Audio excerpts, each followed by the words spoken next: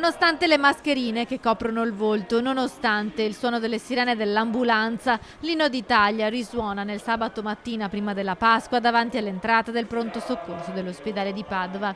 A cantarlo tutte le autorità cittadine, il sindaco, il prefetto, il questore, i comandanti di carabinieri e finanza.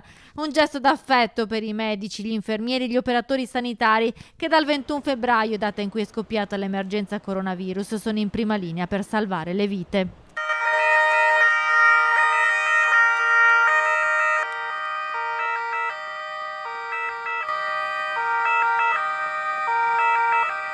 L'omaggio con le sirene spiegate delle auto d'ordinanza e l'applauso che ha il valore di un abbraccio della città ai suoi medici, angeli custodi. Significa abbracciarci tutti idealmente intorno ad un progetto che ci deve vedere sempre di più orientati a fare il bene per la nostra cittadinanza. Le parole del primario del pronto soccorso Vito Cianci, che ha ringraziato le forze dell'ordine, le istituzioni e tutti i cittadini per aver fatto sentire medici e infermieri il calore della comunità. Questo per me e soprattutto per chi lavora qui dentro è una grossissima sferzata di fiducia che rinnova le energie e aumenta, laddove ve ne fosse necessità, l'entusiasmo e la voglia di andare avanti facendo esattamente il nostro dovere e continuando a rendere al massimo possibile il nostro impegno, il nostro intervento. I numeri oggi sono confortanti, ma non bisogna abbassare la guardia per non vanificare gli sforzi fatti fino ad ora per contenere i contagi.